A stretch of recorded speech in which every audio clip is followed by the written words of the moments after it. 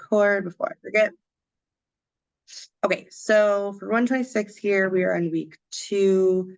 To quickly talk about the math from last week, I think I mentioned this, but you talked about Pythagorean theorem, hopefully with Kim. Hopefully she emailed you and you got a hold of her. And that is really applicable for the next couple of weeks because we're going to have to use Pythagorean theorem to solve for impedance when we talk about that, which I think is, what week is that? I think that's next week. So just be mindful of that's definitely, as far as the math goes for this course, that is really crucial to understanding the electrical side. So make sure that that's clear for you. This week for the math, it's trigonometry. So it's dealing with I think cosine and sine. We won't have any math questions. We'll have very minimal math questions related to that on the electrical side, but we do talk about cosine and sine this week when we talk about waves. So that's kind of why week 2 is about trigonometry, if you're wondering. Okay, so week 2 to do, you have 2 electrical quizzes this week and an amateur module. The amateur module to complete is alternators. So it's the one down here. So that's the one you're going to want to complete. And so we'll talk a little bit about that if we have some time. And as for the quizzes this week, electrical quiz 2 is all about AC electricity. So it talks a lot about, again, waves and the principles of waves when talking about in the concept of electricity. So we'll talk about the different definitions and words and terminology that's important this week. And then we'll briefly touch on single phase versus 3-phase and kind of when you would use both, the advantages of one or the other. And then, so that's what this electrical quiz 2 is about. So there's these 3 lecture videos to watch. Majority of the questions are just about AC in general. And then lecture 6 and 7 talk about capacitance and capacitors and what those are. And that's what quiz 3 is about. And I will say that this is a really important concept to understand because it goes hand in hand with week 4, which is when week 3, I'm sorry, because week 3, we're going to talk about capacitive reactance. And then in week 4, we talk about impedance. And all of those terms really come together. So just be mindful of that. The next 3 weeks are probably the most challenging. Weeks 2, 3, and 4 all relate to another. So the topics in this week should really be solidified because they're important to understand for the weeks to come. So just to kind of open up my slides here.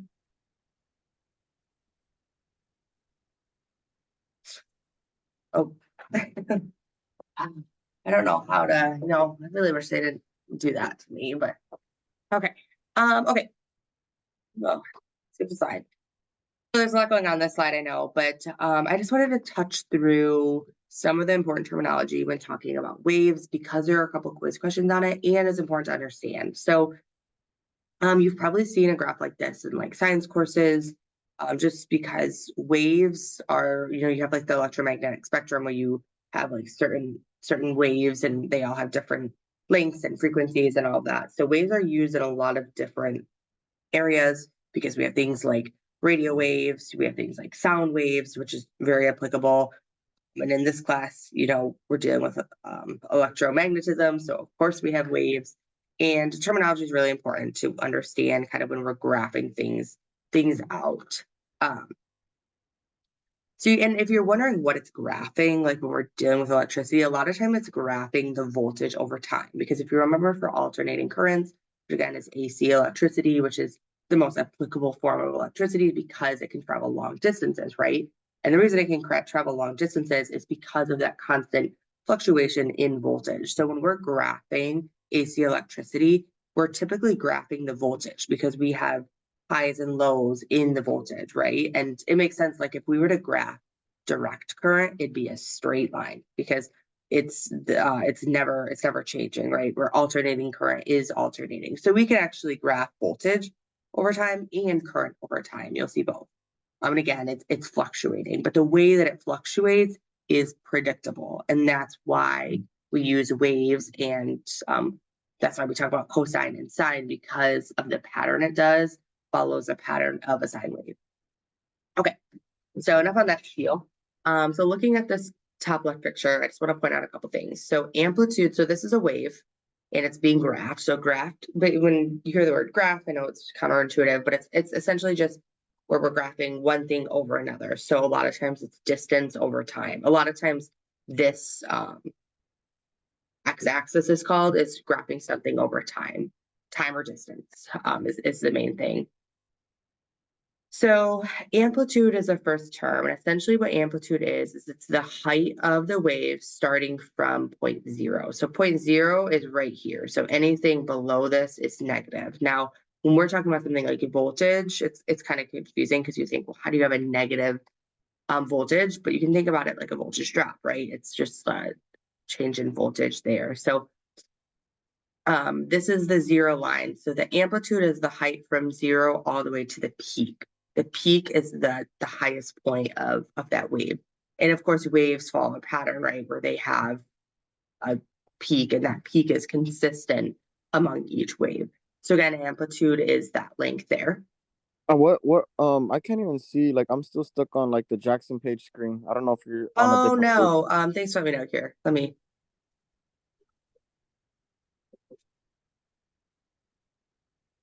There you go. okay, perfect. Sorry about that. I don't know why I did that, but gosh, I'm glad you can see it now, because it'd be confusing to sit here and talk about waves if you can't see it. So anyway, so amplitude is this arrow right here. So it's from 0 all the way to the peak. And you see that this peak's going to 1. The trough is the bottom, I believe. You don't really have to know that term. It's really not very relevant. And then a node is kind of similar. We talked about nodes in, I think, 120, where like you have like a corner on a circuit, right? Where the electricity doesn't change direction, but or it doesn't like change pathways and directions, but it's like takes a corner. So a node is kind of similar here. So it's essentially when you transition from being positive to negative. When I'm talking about positive versus negative, I think it's nice to kind of draw. So all of this, where it's yellow, actually, let's do green because that makes more sense. So all of this, it would be, if we were graphing voltage, this would be this green where I'm drawing is the positive side, right? Because it's above this line right here, because this is the where I'm drawing this blue line. This is 0. All of this red is a negative, so this is where like you'd have your voltage drops. So I had to show that really quick, but and this doesn't show what we're graphing, but I'm imagining like when talking about electricity, most of the time it's voltage over time. So again, this is indicating voltage. So we're going from -1 to 1 voltage, which again, that's not that we wouldn't use that scale. But when we're talking about negative voltage, it's just like the voltage drops, which happen when you have AC electricity. Okay, so the other important term is a period or a cycle. So one period or a cycle, they're used interchangeably, is basically when you go from one point in the wave and you do a whole rotation and you end up back in the exact same spot. So it's not to get confused with like this point. So this is not a cycle where I have these red lines. That's half a cycle. So a cycle is from this blue line all the way to this blue line. So what that means is we have to go to do one cycle, you have to start at 0 and hit the peak on the positive side and hit the peak on the negative side and come back to the 0 point. So you kind of cross over from the positives to the negatives.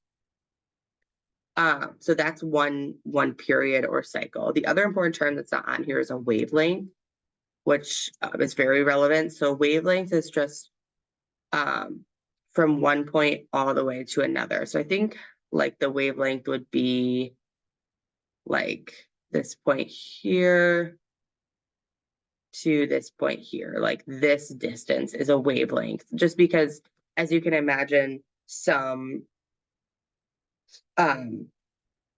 waves have different wavelengths depending on like how spread out they are. Just likewise, some of them are going to have like, they might have a shorter wavelength but a higher amplitude. Okay, so another thing on this left I like to talk about, because I think there is a quiz question on it too. So how you would determine the frequency. So frequency is essentially, the frequency is like anytime you hear the word frequency, I think of like how frequent is something, right? Like how often are these cycles coming, is what this is talking about. So when you see frequency, that's like a good way to remember it. When talking about waves, it's the same thing. It means the same thing as when talking about frequency, like in general. It's just how often is it occurring, right? So there is a way to calculate frequency, and it's essentially how fast does it take to get to one cycle? And again, this x-axis is typically time.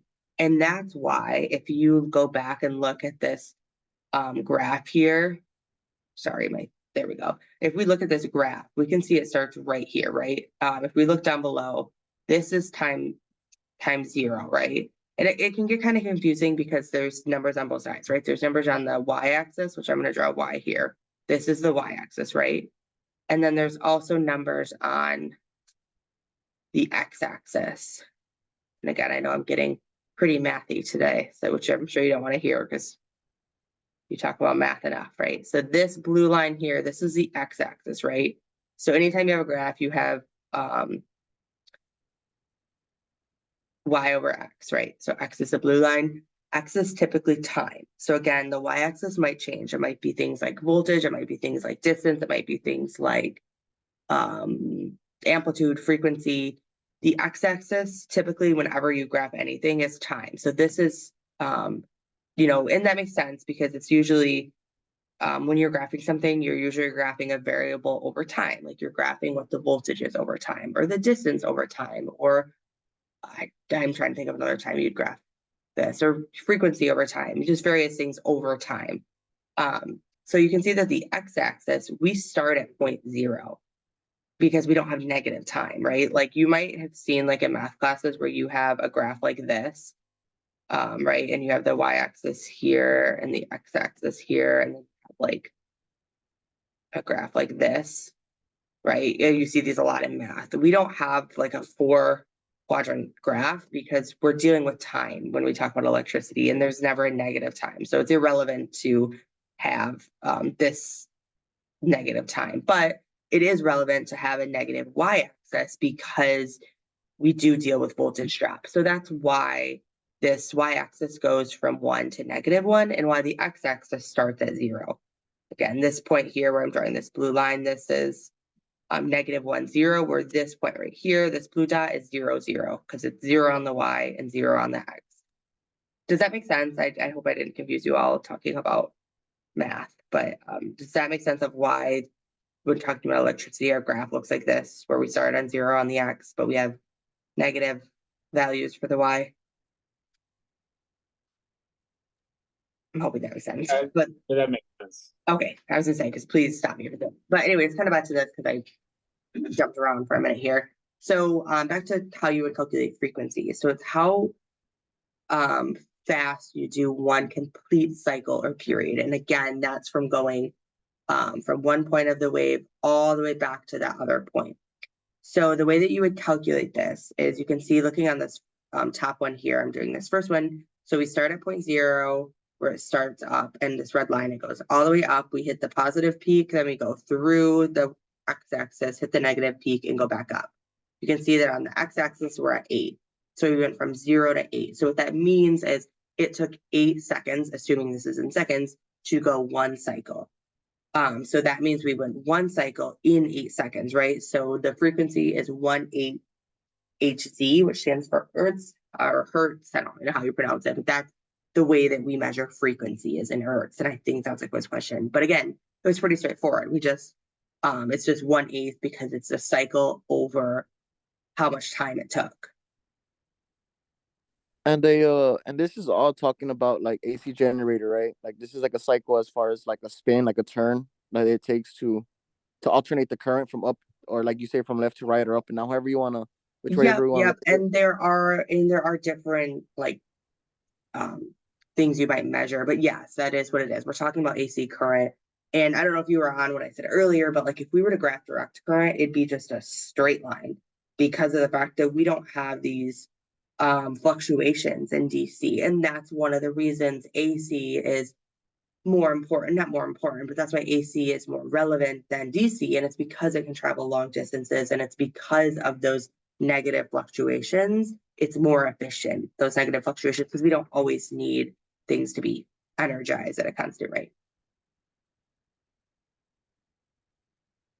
So this is just another example of one where you can see that the amplitude is higher, but because of that, the frequency is a lot faster, right? Because we went from 0, we did 1 cycle, right, from top positive all the way to negative in 4 seconds. So it's 1/4 hertz. So we went from 1/8 to 1/4 hertz. And looking at this, you probably, the first time I saw this, I'm like, well, why did we get smaller, right? Because we went from 1/8 to 1/4, but remember that's fraction. So 1/8 in fraction form is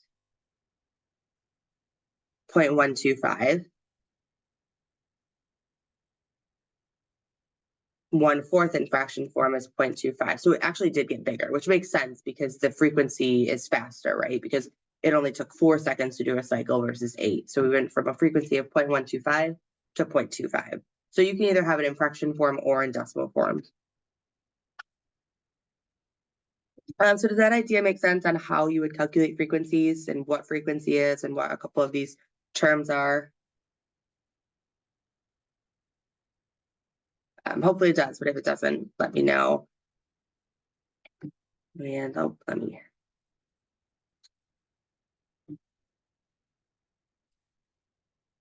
Ah.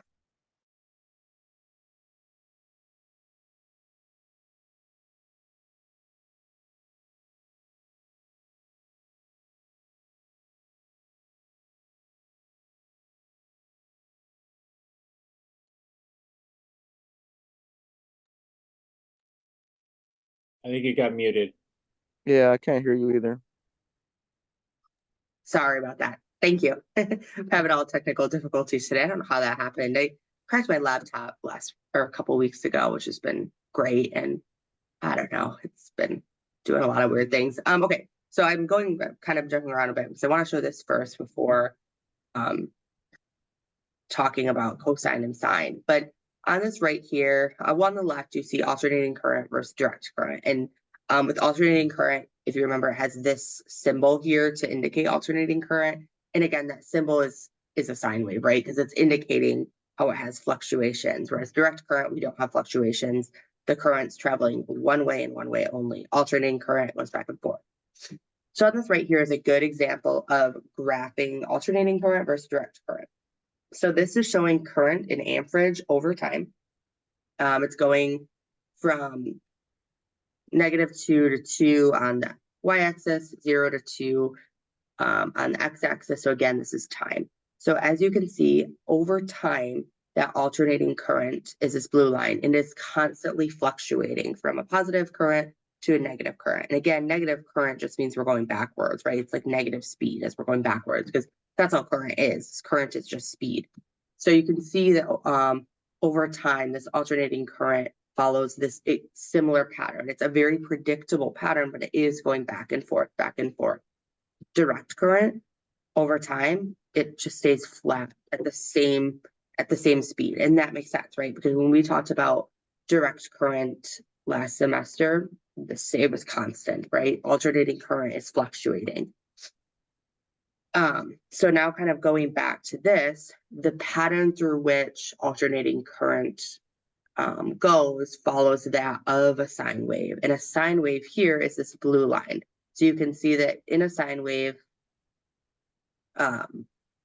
you start at point, and I'm following this blue line. You start at 0, and you go up and down and up and down. And when you graph a sine wave, a lot of times they graph it with the x-axis using these weird values. So you can see 0, pi over 2, pi, 3 pi over 2. What these values come from is a unit circle, which I have here. And essentially what the unit circle is it's used in trigonometry, and it I hate trigonometry, so I don't explain this well, but you can see here that the unit circle is a circle that's put exactly, like if you put a circle exactly on a graph that has all four quadrants and you make the diameter or the radius 1, radius is, the this point in the circle,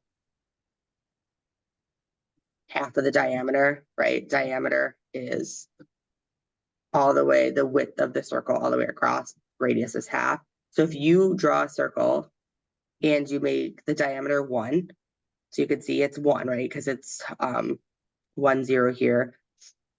And then put all of the degrees on it. And these degrees make sense, right? Because like 90 degrees is like this, right? That's a straight 90 degrees, 60 degrees, 30 degrees, and so forth. There's all of these values that are assigned to it. And these values are kind of all go together. So like, for example, when we're at 90 degrees, you're at this point in the unit circle, 0, 1. So like these, if you were to like graph something, a lot of times these numbers, pi over 2, pi, they're associated with a number. So like pi over 2, or another easier one is pi over 2 is just 0, -1. Pi is, where's pi on this? Pi is -1, 0. So it's just essentially, it gives certain values. Like, so like if they were to say like, what is cosine of 90 degrees? The answer is just like pi over 2, I think. But essentially that's a lot of math and I'm not gonna go too far into this, but I just wanna let you, like the main thing you have to know for the electrical side here is just that these numbers, when you see like a sine wave being graphed where it's like random numbers, they're not random, like pi over 2, pi 3, pi over 2, they're just places on this unit circle. And again, they're associated with a more common number, like pi over 2 is -1, pi is -1, 0. So they're just associated with those numbers. So again, or not again, but a cosine versus a sine wave. A sine wave is essentially a wave that has a height of, or an amplitude of 1. So like if you were to, it doesn't show the y-axis values, but if you went all the way over here, this would probably be 1. And that makes sense because pi over 2 is associated with a -1 or a 1. But essentially what you need to know here, another thing is that cosine versus sine are just two different waves that are similar, but they're a little bit different. So a sine wave starts at 0 and follows this pattern. A cosine wave starts at -pi over 2. So it starts kind of a one phase shift, it's called, ahead of a sine wave.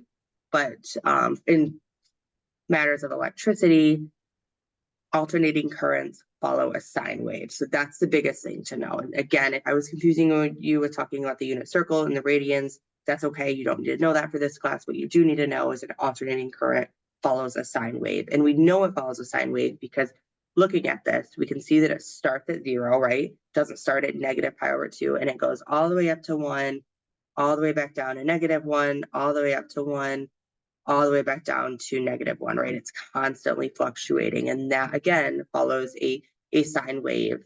And even though you can't see these numbers, they make sense because 0, pi over 2, pi, 3 pi over 2, 2 pi, they're all associated with ones, -1s, and zeros, which is what is happening with electricity. It's constantly fluctuating.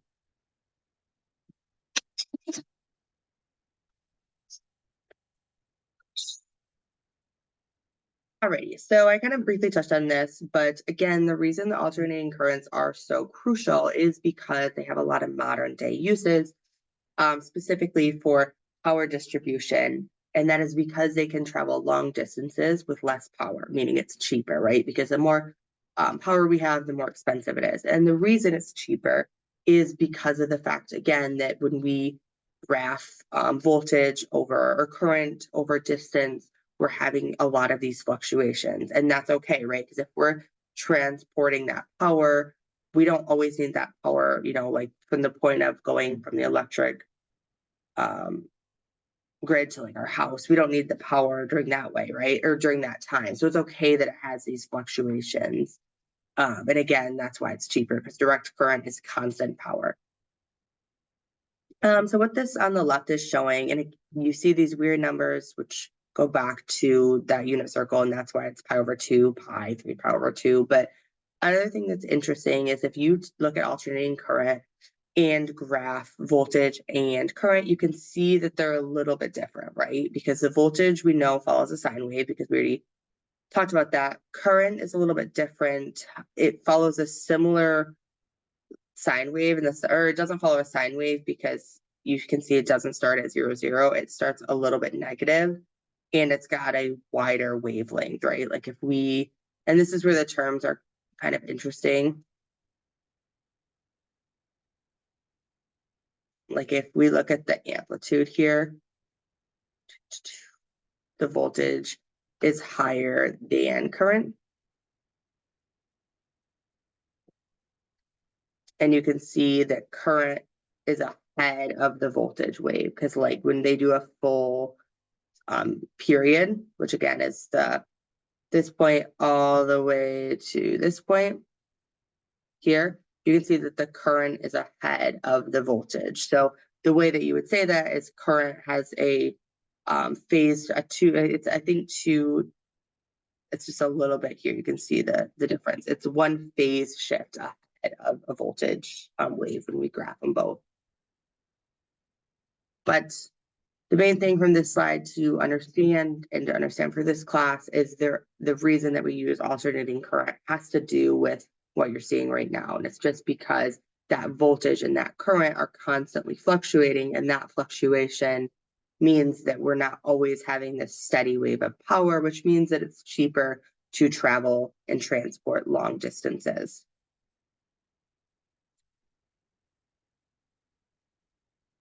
Okay, and what time we're at?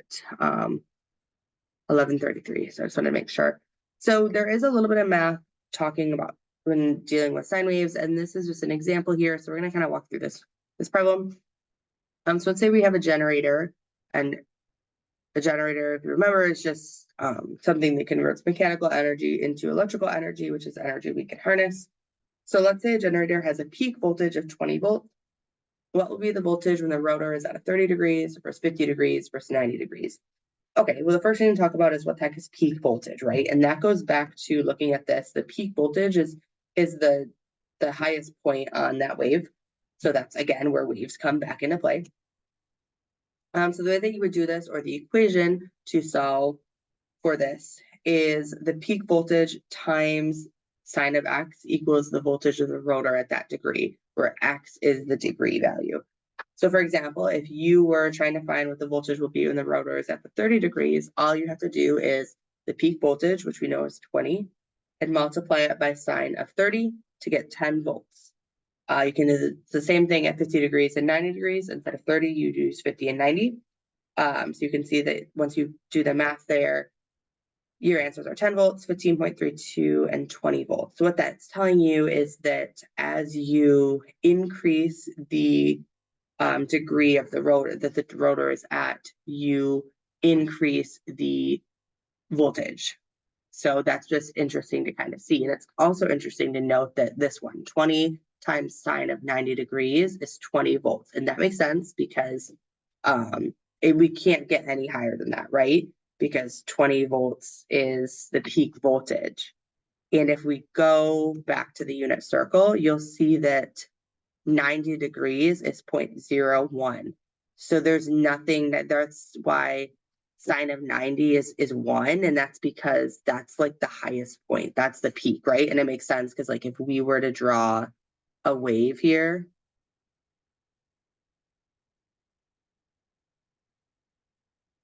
I'm just going to draw like a wave like this, right? If we were to draw like a wave like this is the peak, right? 0, 1, and that's at 90 degrees. So that's why 90 degrees. Oh gosh, it lost there, got my wave. So that's why, going back to this, 90 is 20 because it's just 20 times 1. Sine of 90 is 1. And it's also why, like, if you did 20 times sine of 120 degrees, it would be less than 20 because 20 is the highest number you can do anytime you multiply 20 by sine of anything. So it's just interesting to kind of note. And if you don't have a calculator that does sine, I would recommend using either Desmos or Mathway. So I'm gonna stop sharing and share again, just so make sure you can see it. So I'm gonna go to Desmos here.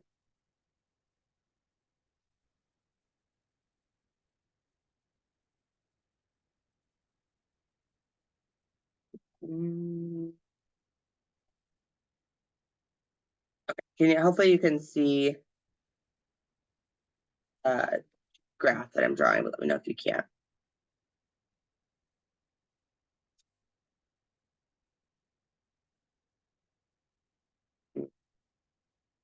Radians.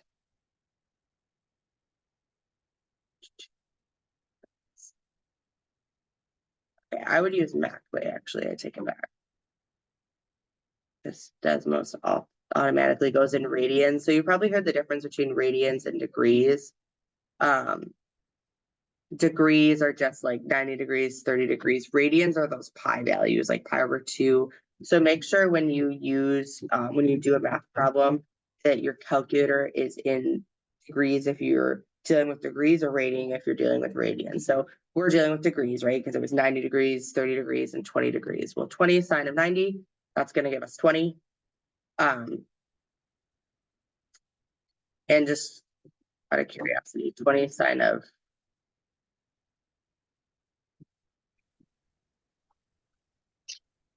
pi over 2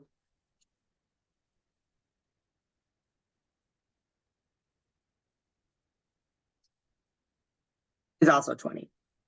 And the reason for that goes back to that unit circle. So if you're in degrees like this, and I know I'm in degrees because the calculator automatically goes in degrees, it's still 20, but 20 times sine of pi over 2 is also 90. And that goes back to the fact that on the unit circle, it's the same point, right? 90 degrees is pi over 2 radians. So that's when you ever hear the difference between radian and degrees, you can go interchangeably one or the other, as long as you have the unit circle. So that's why I put this unit circle on here.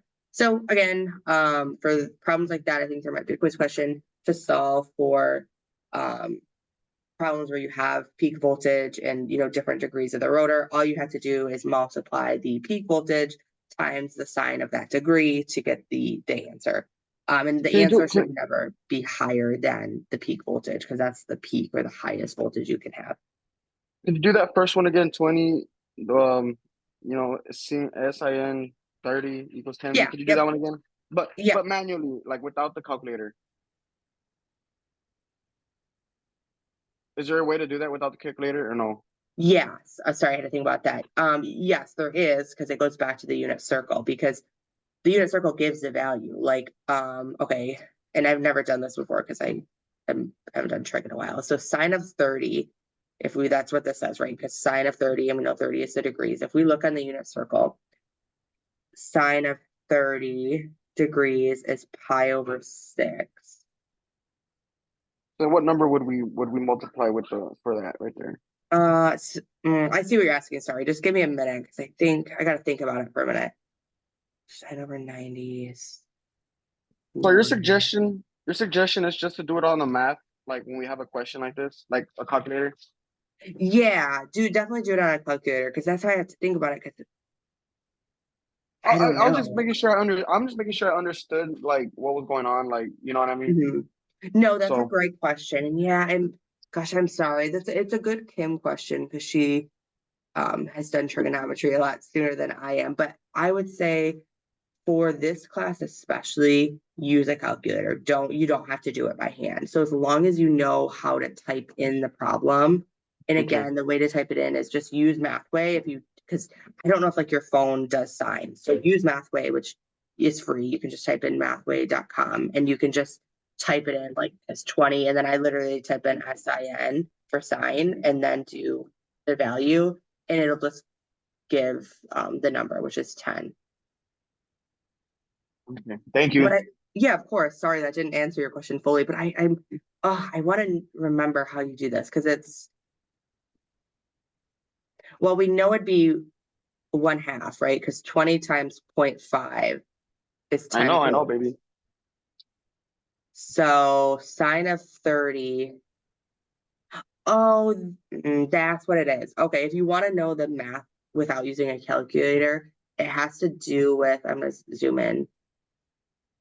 This number here, this second number. So this here where you have the parentheses on each of these points, this is the coordinate. So like what that's saying is this point right here is square root of 3 over 2 on the x, 1/2 on the y.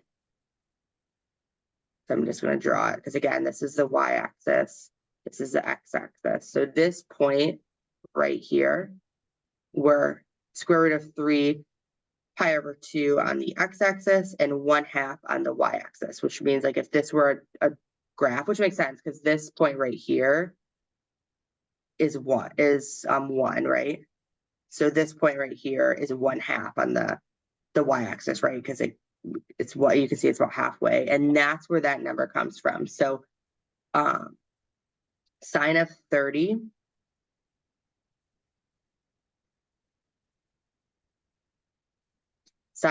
you can see is right here, right? This is the 30 line. It's square root of 3 over 2, 1/2. We're going to look at the y-axis because sine is associated with y, cosine is associated with x. That's just something to remember. So cosine or sine of 30 degrees is always this number right here, the second number. I'm going to circle all of them.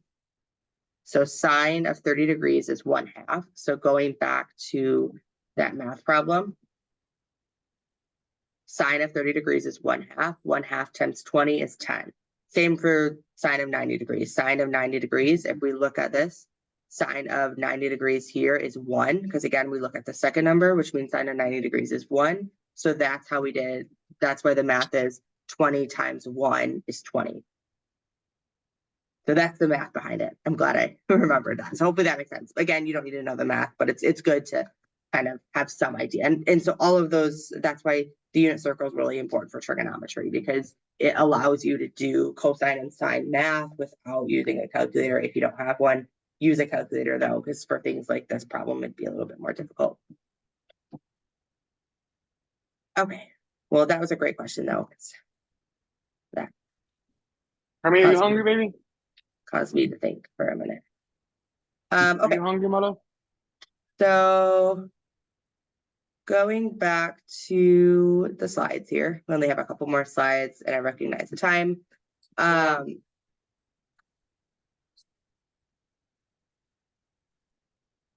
So hopefully this math makes sense here on how you would do this. So the last thing to talk about when talking about the first half of this week is single phase versus three-phase electricity. So you've probably heard of three-phase electricity, especially if you work in a manufacturing plant, because of the fact that three-phase is oftentimes used to power heavy-duty equipment. So essentially all this is referring to are there two types of it refers to the distribution of the power load. So you have either single phase or three phase. Single phase is what's typically used in homes and residentials. Three phase is used for factories and buildings, again, for heavy duty equipment that need a lot of power. And essentially it has to do with the number of like hot wires you have. So for single phase, you have, one wire, and for three phase, you have 3 wires, but essentially it's 2 hots, I believe. So the reason that you have single phase for residentials and 3-phase for heavy duty equipment is because a lot of times, like when we're dealing with power in residential situations, we don't need the same degree or the same amount of power that we do when we're working with heavy duty equipment that doesn't stop. So 3-phase has way more peaks in voltage. So like if you look at, and I'm just going to Google a picture here. Hopefully you can still see. But like if we Google single phase versus 3-phase graph, and there's probably a good example in the textbook. Hopefully you can see my screen when I switch to Google. You can see here that like looking at this difference, this top one is 3-phase and this bottom one is, or this left one is single phase, this right one is 3-phase. You can see that in single phase, you have a peak voltage, which is the greatest point of voltage you have, so the greatest power you have, just 2 times throughout this time. Whereas in phase three-phase, you hit the peak voltage multiple times. So you have way more power that you're dealing with. And again, for like residential homes, this is sufficient because we don't need constant power like we do when we're working in factories. But when you're working in factories, you do need that peak voltage a lot, which gives you the most power. So that's kind of the difference if you were to graph it. So again, three-phase, just you hit the peak voltage more, and you also have less negative moments or points where you don't have voltage drops, because of the fact that when one of these lines is negative, the other two are positive. Whereas in single phase, you do have zero moments. That's how they would refer to it as. In three-phase, you don't have any zero moments because of the fact that you have three lines of voltage going. Okay, so the other thing to talk about from this week is peak voltage versus RMS voltage. So RMS voltage stands for the root mean square voltage. So essentially you can see here that that's the average voltage. So when we're dealing with electricity, we don't always have the peak voltage, right? Like if you were to graph AC electricity, that peak voltage you don't hit all the time, right? You only hit it a couple times. Where the average voltage or the RMS voltage, you hit a little bit more because that's the average voltage, which is an important value to know, right? Because we want to know what the average voltage is at times. And there is a way to calculate it. So essentially the root mean square voltage or the RMS voltage is about 70% of the peak voltage. And that makes sense looking at this small little graph here, because like you can see that this blue line, or green line, that's the peak voltage, right? Because that's the amplitude of the wave. The RMS voltage only goes up about 70% of that. So that's why this is the equation for root mean square voltage. It's just what the peak voltage is times 0.707 to get 70%. So a way that you would do this math is, let's say you have a peak voltage wave that's 50 volts. What's the RMS voltage? All you would do is 0.707, so 0.707 times 50, and that gives you 35.35, and this would be in volts. And again, that's just the average voltage. You can also do it on the flip side. So if you were given the root mean square voltage of 100, you can find the peak voltage by doing that number and dividing it by 0.707. So 100 divided by 0.707 is 141. So that's how I got this number here. Okay, so any questions? Are we gonna have that reference right there, like the RMS or the VRMS? Is that like just like a reference, or where do you find that? Where did you get that 7.07? Oh, that's Oh, the I see it on equation. the. Yeah, that's what I'm saying. That's in okay. All right, cool. It's 'cause I'm trying to juggle my daughter and this at the same time. Sorry, so I No might worries. miss something and I might ask again. So Hey, that's difficult to listen to electricity and watch your baby. So kudos to you. Okay, so yeah, that's just the equation I would write down, because if there's a question on root mean square voltage or peak voltage, this is the equation you'll probably have to use. So that 0.707 is not a random number. But the reason that is the number is because the average voltage is about 70% of the peak, which that's why it's 0.7. But it's a constant equation.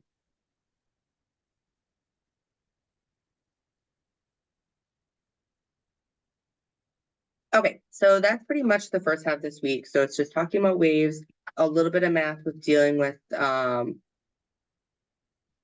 peak voltage versus RMS, and then there's also the math. I think there might be a question or two on like where you have to do the rota degree might change and you have to find what the voltage is.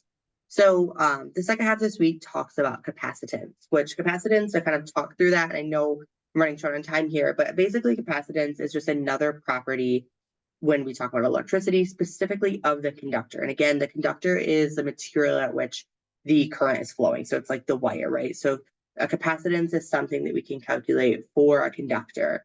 And essentially what it means is it's how well that conductor can store an electric charge. And we can have something in our circuit called a capacitor. And essentially a capacitor provides capacitance by providing a place for storing energy between two conducting bodies. So that's important because sometimes you might need to store energy, or we might need more capacitance, and we can do that by adding a capacitor. And when it comes to the relationship between the two, the bigger the area of a capacitor, which is shown on the left here, the greater the capacitance is. And once a capacitor is fully charged, there's no current with flow, and that's because all the energy is stored there.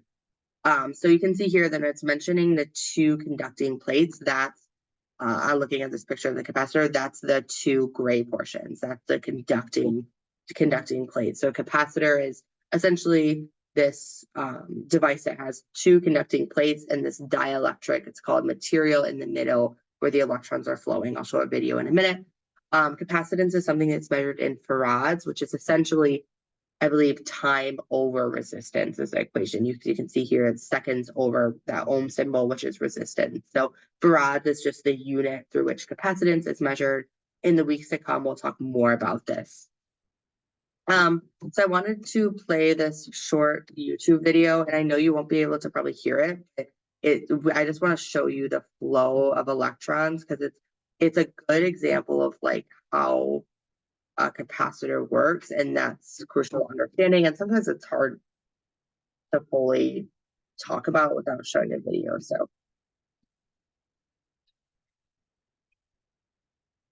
I don't, you can't see it, it's loading. Okay, I'm just gonna mute it here. I'm not gonna have you watch this whole video, but just the beginning here.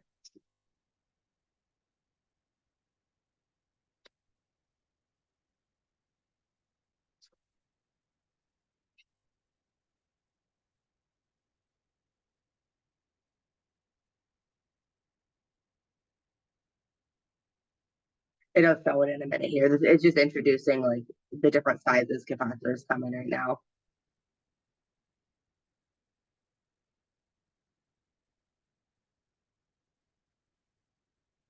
Okay, so it's gonna show here the capacitors. So this is the two conducting plates, right? Because again, that was a picture I showed where I showed the capacitor. This yellow is the dielectric material.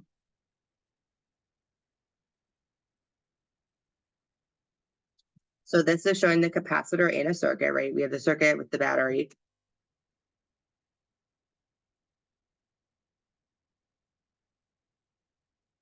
So what's happening right now is they're applying voltage to this capacitor, and it's going to show how that capacitor stores that energy.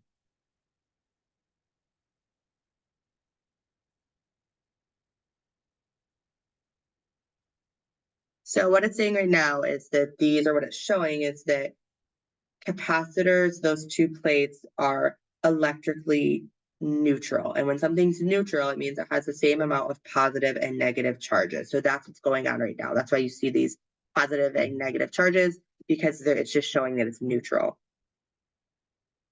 And we know that the negative charges, those are the electrons that are flowing, which we'll show in a minute here.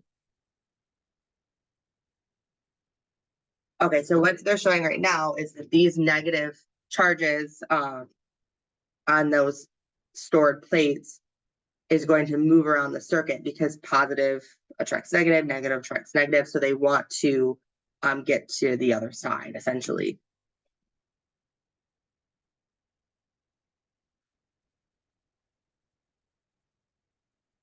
So the electrons are going to be pushed from the top plate all the way to the bottom plate. They can't go through this yellow material, so that's why they're not going the other way.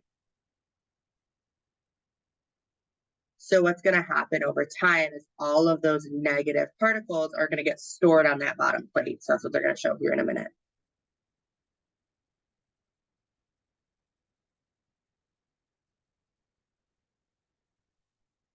So now you can see you have negative and positive charges. The positives are on the top, the negative are all on the bottom.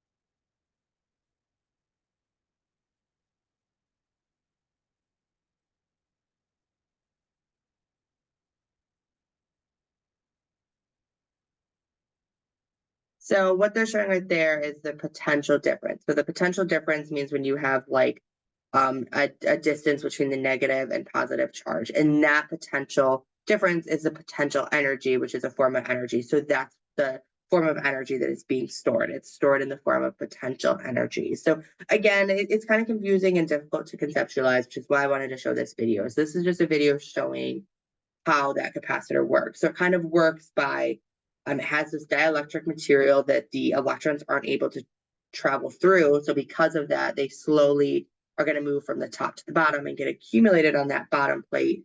And that potential difference where we have one side all negative and one side all positive, that potential difference is potential energy. And that can be converted to electrical energy, right, if we wanted to. But essentially, it's just storing that energy until it's needed. But yeah, so I see that we are already full on time, so I'm just going to pause. Hopefully that kind of explained a little bit about capacitors and capacitance and how it works. The questions are pretty straightforward for that quiz, but next week we'll kind of dive further into it. But I'll give 3 minutes. So if there's any questions, if you want me to go through anything in the last 3 minutes, I can do that, or at least try to. What chapter would you recommend us reading out of the AC book this week?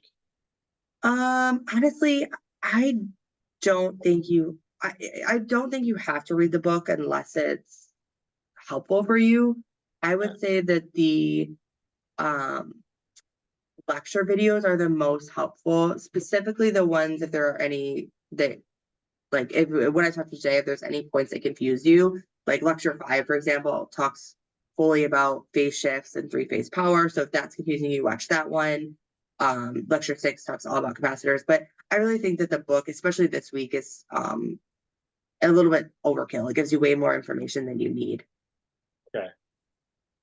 But if I So- want to look up like just capacitors, just go through the index, find that portion if I'm struggling to understand from the videos. But Oh yeah, so that portion would be I think quiz 3 is over AC and voltage, and chapter 3, and then chapter 4 I think is the one that's over capacitors and capacitance. But I'll shoot you over exactly the page numbers on what would be most relevant, and I'll try to kind of break it down into what's most crucial to read, because that's the way I learned too. That's the easiest way for me to understand things. So I'll send you the numbers because I don't know them offhand.